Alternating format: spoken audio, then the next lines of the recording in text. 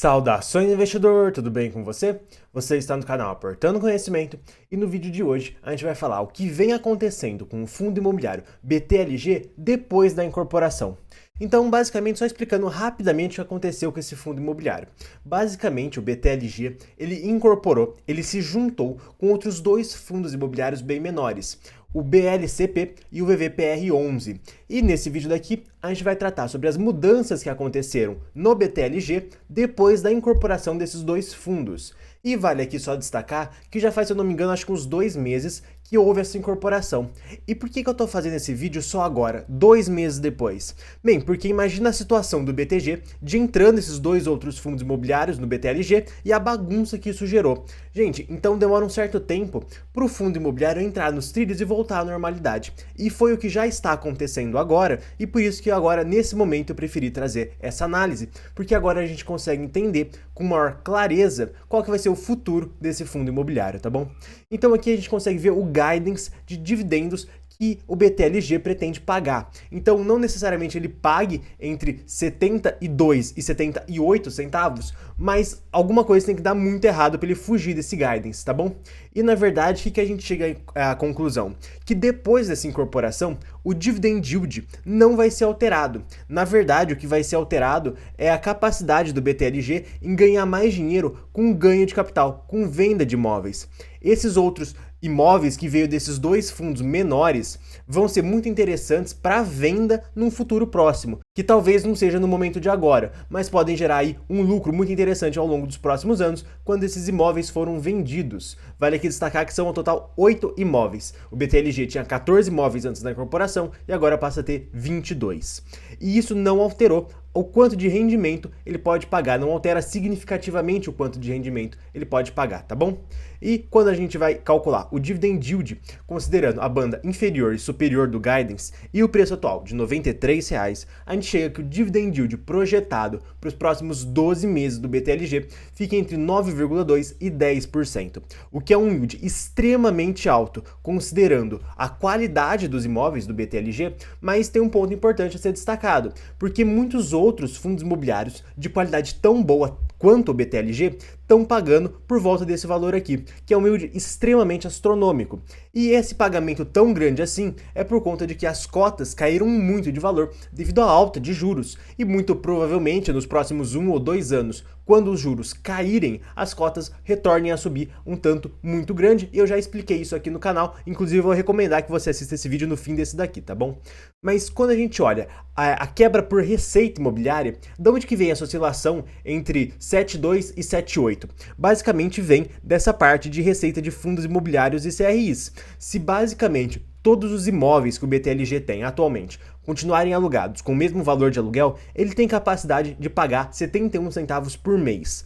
Mas com essa parte aqui que ele tem de CRIs em carteira e também que ele tem de outros fundos imobiliários, ele consegue aí mais 4 centavos por cota, chegando aí nos 74 centavos que ele costuma pagar mensalmente, tá bom? Vale aqui também só destacar que ele tem 19 centavos de resultado acruado, que em algum momento vai ser distribuído, mas não necessariamente seja agora, e ele também tem uma pequena alavancagem que ele está pagando aqui, mas nada que preocupa. Um outro ponto muito interessante de ser destacado é o ponto das Americanas. As lojas Americanas entraram em recuperação judicial e agora, por lei, ela meio que não precisa mais pagar o aluguel. Mas como assim não precisa mais pagar o aluguel? Na verdade, ela pode deixar de pagar o aluguel e não ser despejada do imóvel por ela estar em recuperação judicial. E depois, quando ela sair dessa recuperação judicial, ela vai sentar junto com o dono desse imóvel e vai renegociar aí quanto que ficou essa conta pela empresa ter ficado esse período lá, tá bom? Mas basicamente o que está acontecendo em relação ao BTLG e as Americanas? Na verdade, o BTLG deu uma sorte muito grande, porque ele alugava um imóvel para as Americanas, não era um imóvel muito grande, não representava uma grande parcela do fundo, mas era um imóvel alugado para as Americanas, e eles chegaram à conclusão de que as Americanas queriam sair desse imóvel, frente que eles não concordaram com o aumento do aluguel desse imóvel, isso já antes da recuperação judicial, antes de todo o rolo que aconteceu com a empresa. Então, na verdade, a empresa já está na fase de desocupação desse imóvel daqui, e com isso, o BTG deu a sorte de não ter os resultados impactados pelas Americanas, porque como ela já está saindo do imóvel, não tem mais como ela querer ainda ficar lá e não pagar o aluguel, na verdade. Então, na verdade, ela já está saindo e vai ser procurado algum outro inquilino para essa localidade, tá bom? Quando a gente olha o que aconteceu com o BTLG no ano passado, lá em 2020, aliás, quando passado não, no ano retrasado, em 2021 e no ano passado de 2022, a gente vê nitidamente que a gente teve uma grande melhora no fundo imobiliário em vários requisitos, como por exemplo, na ABL, que é a área bruta locada total, que é na verdade o tamanho dos imóveis que ele tem. Então com essa incorporação ele conseguiu aumentar bastante aí a sua ABL, ela conseguiu aumentar o número de cotistas, isso é bom porque aumenta a liquidez, a vacância se manteve igual, o LTV caiu e o número de inquilinos aí aumentou. Então a gente consegue ver que com o tempo o BTLG ele vem melhorando sim como fundo imobiliário, o que é um ponto muito positivo, destacado, porque lá em 2020 esse fundo imobiliário ele era bem ruim. Lá em 2020 ele era gerido por uma outra gestora, que era a TRX, que só fez cagada nesse fundo imobiliário, sendo bem sincero. E aí, na verdade, teve uma troca de gestão da TRX para a gestão do BTG, e com isso o fundo se tornou o BTLG. E desde então ele vem conseguindo melhorar muito seus resultados. E quando a gente olha os tipos de contrato, a gente vê que após a incorporação, ele fica com 45% de contratos atípicos e 55% de contratos típicos, o que é uma concentração aí bem razoável, próximo de 50-50. Quando a gente olha o perfil dos imóveis, a gente vê que a maioria é logístico.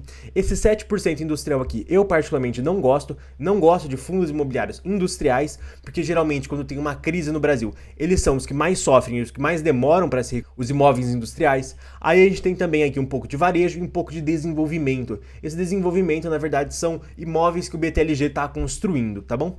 E quando a gente vê aqui a multa por rescisão de contrato antecipada, a gente vê que não tem nada fora do normal. E quando a gente vê aqui a ocupação financeira, que é, na verdade, o quanto os imóveis estão ocupados, considerando uma renda mínima garantida, a gente vê que ele vem mantendo aqui uma vacância extremamente baixa. E é muito importante um fundo imobiliário tentar ao máximo manter a vacância baixa, porque a vacância alta, além de não gerar dinheiro, gera despesas de manutenção do imóvel. Quando a gente olha os imóveis que ele tem, agora ele tem atualmente 22 imóveis, não mais 14, e a gente vê que ele fica mais diversificado. E quando a gente olha aí o vencimento dos contratos, a gente vê que a maioria dos contratos vão vencer só lá depois de 2026, o que dá uma grande tranquilidade para o investidor. E quando a gente vê as revisionais, que é quando os contratos típicos vão ser renegociados, a gente vê que isso aqui está bem numa escadinha, bem aí ano a ano. Isso aí não oferece um grande problema para o BTLG, porque ele vai conseguir fazer as suas revisionais com mais calma e não afetando tanto assim o resultado, tanto para cima quanto para baixo. Quando a gente olha o mês de reajuste dos contratos, a gente vê novamente que é uma coisa bem normal, é distribuído aqui ao longo de todos os meses, não tem uma concentração maior num mês, como é visto em outros fundos imobiliários, por exemplo. E quando a gente olha a geografia, antigamente o BTLG, antes da incorporação, só tinha imóveis em São Paulo, tinha um no Ceará e um em Santa Catarina, mas o grande foco dele era São Paulo. Agora, com a incorporação, ele acaba tendo aí uma maior geografia, ele acaba ficando aí mais diversificado geograficamente, mas vale aqui só lembrar que muito provavelmente ele até queira vender alguns imóveis na Bahia, em Minas Gerais, no Rio de Janeiro, ao longo dos próximos anos, quando tiver um comprador interessante. Não tem como saber se realmente essa é a ideia da gestão, mas se aparecer um comprador interessante, muito provavelmente esses imóveis sejam vendidos, tá bom? E aqui que a gente vê a grande cereja do bolo do BTLG. O porquê que ele é um fundo imobiliário tão interessante assim.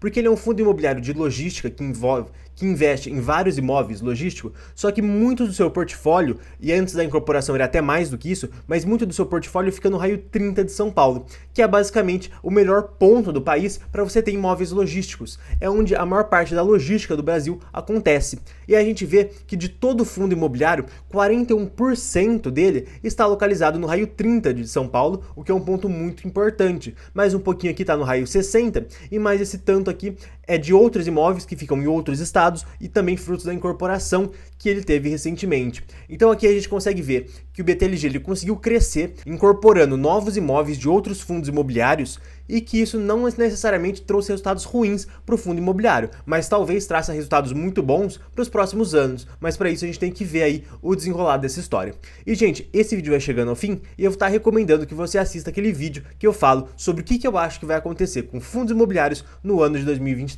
Um abraço a todos e até mais.